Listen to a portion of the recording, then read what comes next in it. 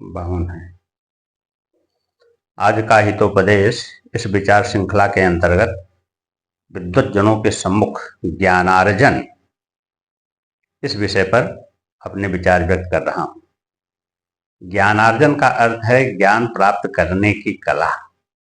ज्ञान प्राप्त करना एक बहुत बड़ा सद्गुण है।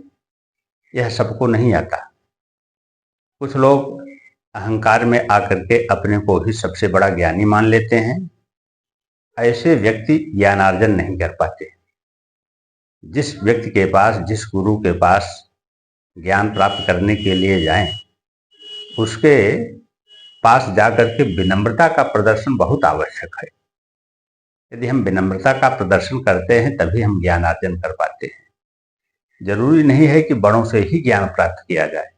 पशु पक्षी जितने भी जीव हैं, अगर उनसे भी कुछ सीख मिलती है तो उसको भी ले लेना चाहिए। यह महसूस नहीं करना चाहिए कि हम बहुत बड़े विद्वान हैं, हम वहाँ जाएंगे तो हमें लघुता का अनुभव होगा। ऐसा कभी नहीं होना चाहिए। इसलिए हमें जीवन भर विद्यार्थी बन करके ज्ञानार्जन करना चाहिए। जब लक्ष्मण जी को भगवान श्री राम ने रावण के पास ज्ञानार्जन के लिए भेजा तो लक्ष्मण जी जाकर के रावण के सिर के पास खड़े हो गए और ज्ञान के बारे में बात करना चाहा।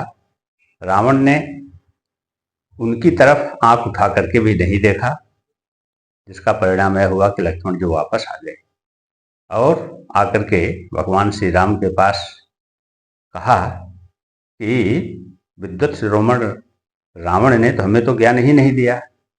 तो जब भगवान श्री राम को पता चला कि लक्ष्मण को ज्ञान क्यों नहीं मिला तो उन्होंने लक्ष्मण जी से कहा कि विनम्रता आवश्यक है ज्ञान प्राप्त करने के लिए, इसलिए पुनः जाइए और विनम्र भाव से वहां जाकर के ज्ञान प्राप्त करिए।